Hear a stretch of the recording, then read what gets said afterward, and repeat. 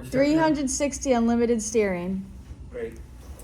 Okay, Don, I hope you can hear me. I'm going to speak a little loudly. We're in the library right now. We have to keep our masks on. I'm going to give you an example of 360-degree maneuverability.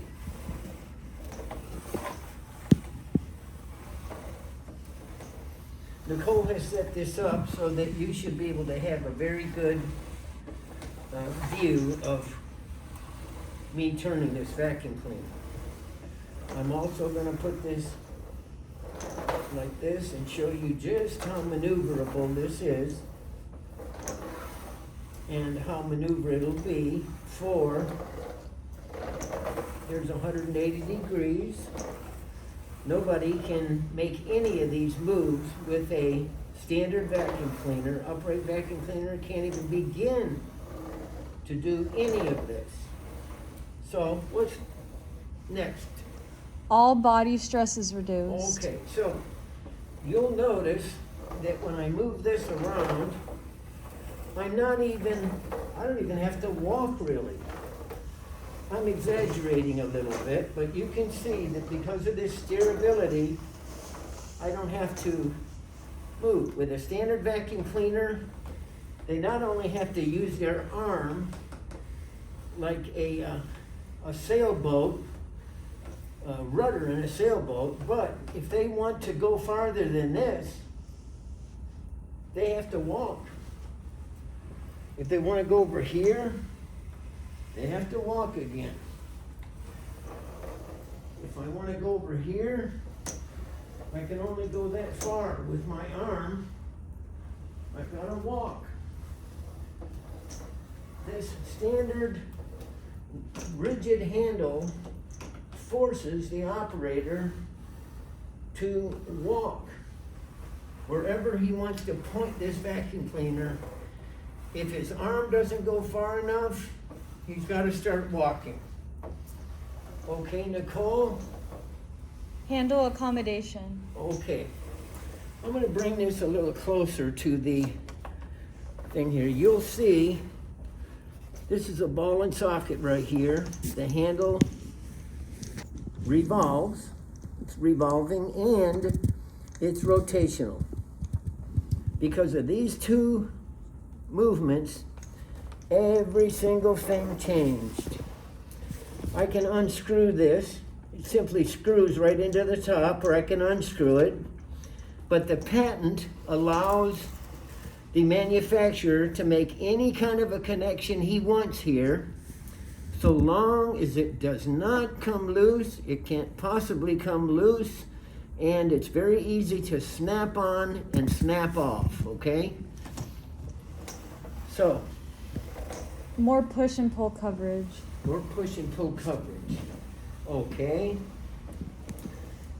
I'm going to hold this like a standard vacuum cleaner now, Don. I hold it up here so that I don't have any movement. It's rigid. So if a standard vacuum cleaner, pushing and pulling, and also you have to remember this has to be held up in the air. They constantly have to hold this up rather than relaxing the arm like this. But a standard vacuum cleaner with a push and pull, I'm going from here to about the center of the body. I'm going about 2 feet, 2.5 feet at the most, maybe, unless I take a step. If I take a step with a standard vacuum cleaner, I can get about 4 feet. Let me back up a little bit. That would be taking a step. Now, with this handle, I'm going to take a step. I might have gone off of the camera actually, but I'm going from there all the way back to here. I didn't even take a step that time. I'm going at least 6 feet. If I take a step, I'm going 6 feet, maybe even close to 7 feet now. And that's simply by using this handle. I'm gaining at least 3 feet extra square footage by using this handle. That's clearly, I hope you could see that, Don. Next. Next is reduce walking 30 to 50%. Well, I pretty much just demonstrated that in the walking and not being able to walk around, or being able to not have to walk around, and then being forced to walk around. So you've already seen that. Let's go on to next one. All right, the S move. Oh, yes, move. Let me bring this book out here to help me demonstrate. Can you see that all right, Nicole? Okay. With a standard vacuum cleaner, if I want to go around this book, you see my arm, this is a very awkward thing to do. So I can't do this, barely. I almost fell over just now. But if I want to go around the other side, it's pretty much impossible. I need to walk, then walk again to line myself up on this side.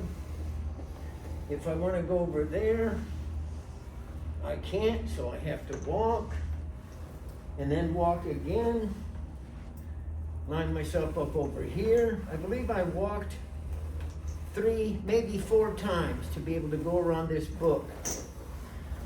With the handle, something that I've been calling the S move, you can see I don't have to walk anywhere. I just go like this, and I can go around this book or a box or chairs all day long. I'm going to quickly just pull out a chair here and show you how easy it is to go around objects without having to walk. Okay? What's next, Nicole? The elbow bending made obsolete. Okay. All that I've shown you so far, you may not have noticed because you probably weren't looking, but you'll notice now that my elbow is straight. I have no need to bend my elbow. My arm is hanging straight down. It's completely relaxed. Some people, including myself, when I'm making a real sharp turn, I sometimes want to build my elbow a little bit. Probably 20% of the operators who tested this vacuum cleaner would bend their elbows just a little bit when they wanted to make an extreme turn. But that's about it. Elbow bending is pretty much obsolete. All right, fine maneuverability. Okay. I showed you some fine maneuverability here with the book, but I'm going to show you again. You can see that if I want to go next to something, anything, I can go right next to it. I can go right up against walls, furniture, cabinets, tables, chairs, anything else. I can go within 1/8 of an inch of anything. Trying to move your arm, the whole arm like this, to get close up against anything, I have to either use my arm or I have to walk all over the place just to create some close, fine maneuverability. And it is extremely awkward compared to having steering. And the next one is exchangeable handles. Okay, well, we're gonna be sending you a patent. I don't know if you have the patent yet, Don, but in the patent, there is room for two or three different handles, or even more, of different lengths, curves. The handles can be wider in diameter for bigger people, maybe men. They can be, the handle can be reduced in diameter and made much thinner for probably women, petite women with much smaller hands, so that they can hold it easier, operate it, it'll feel much better to them. Plus, when you increase the length of this handle, the longer it is, the more square footage you can get. Plus, the lower this upright portion will go to the floor, which will give it a much more close, exaggerated angle of attack. But let's just say you want more footage. If I double this handle to about a 16-inch handle, or even 20 inches, and I'm in a wide open area, someplace in a hotel or some conference room, I could get much more distance with a longer handle. I could probably get 8 feet with an extra 1.5 feet on this handle. And if I want to take a step, well then, just to give you an example, if I want to take a step with a longer handle, why my God, I'm going way out there. So you can almost cut the time, not almost, but probably cut your vacuuming time easy, cut it in half with a longer handle and using this steering device in an open area. What used to be a whole bunch of this back and forth going 2 feet at a time is now going to be absolutely cut in half or more. Force of gravity assistance. Okay, what I'm going to show you this time, Don, is it took me a while to discover this, Don, because I just wasn't looking for it. You got to understand, no one has seen any of this functionality for over 100 years. They've never seen it. They know nothing about it. When I started to first test this myself, only through discovery was I able to find out about all of these new methods of operation. And what I'm going to show you now is this gravity, which you said over the phone that you had no idea. Of course you have no idea. No one's seen any of this. So what I did was I pulled my hand back and I held it here. And I held the vacuum cleaner in this position. I became suspicious about this and gravity. And then I held it here on purpose, and then I completely relaxed my arm. And it stopped square right in the middle of my leg. Why?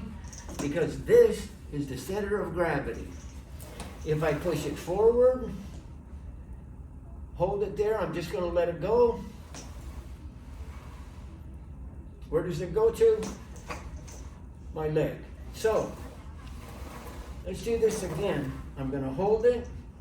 I'm going to completely loosen my arm. You'll see my shoulder kind of drop when I completely relax.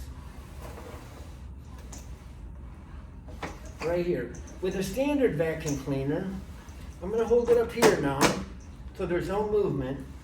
If I pull this back, I'm holding it here. If I completely let go, that's it. I'm not doing anything. But it's not going anywhere either. If I do the same thing forward, I can hold it there, I completely let go. What happens? Nothing. Only through the motion of this revolving rotational motion will the vacuum cleaner come back. There's more force going forward. 1, 2, 3. So, I became curious, Don. So what I did was I weighed my own arm. I took a scale, I put it on a table, I sat down in a chair, I put my arm on the scale, and I just let my arm relax. My arm weighed almost 15 pounds. So when I'm holding it like this, I've got a 15-pound arm that I'm holding back. When I let go and relax, there's 15 pounds forcing this vacuum cleaner forward. That's why that happens, okay? Again, no vacuum cleaner in the world is using gravity to do such a thing.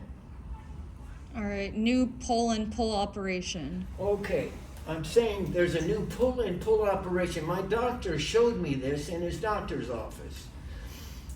He said, you know, that's not really a push and pull. I pulled it back like this, and then he grabbed the vacuum cleaner and he said, when you pull it back like this and you're going to push it forward, he said, that's not a push. That's a pull. He showed me you're pulling with your arm now. You're not pushing, you're pulling. You're pulling like this. So I went, that's right, I am pulling, huh? And he said, so you're pulling from the front back and you're pulling from the back forward. This is not a push. So then he told me, he said, there's a principle about, let's use the principle of a wagon. Would you have more power pushing a wagon or pulling the wagon? Pushing a grocery cart or pulling the grocery cart?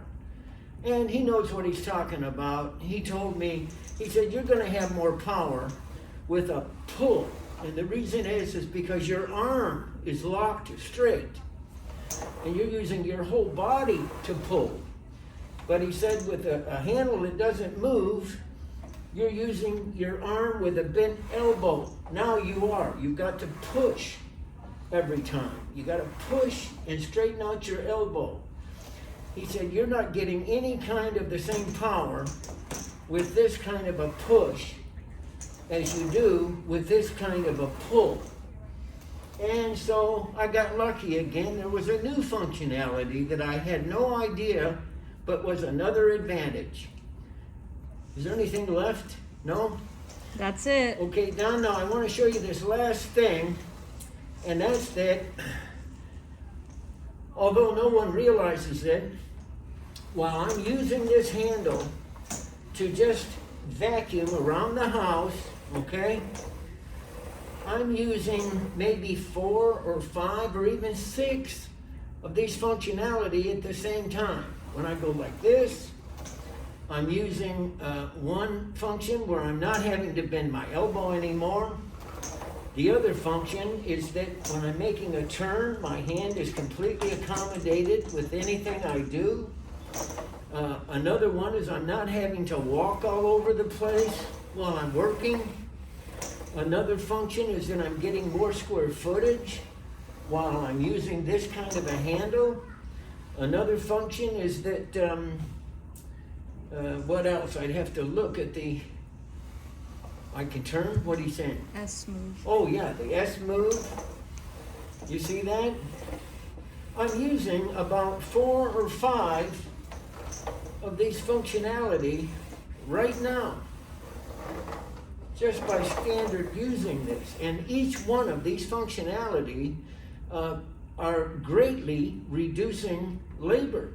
I'm using, let's say, just 4 different functionality. They're all reducing labor. No wonder people react so strongly to this vacuum cleaner, and they don't want to have anything to do with a standard contemporary rigid handled, non-moving handle vacuum cleaner.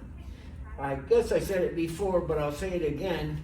When people were through testing and they were ready to leave the area, go home, many of them would say, you know, I don't even want to go home and touch my vacuum cleaner after using this one. they didn't want to have anything to do with their vacuum cleaner anymore. And of course, it's going to be the same way when the consumer start to experiment and realize what's going on here with this new steering handle device. I think that's about it for now. I'm curious, Nicole, how many minutes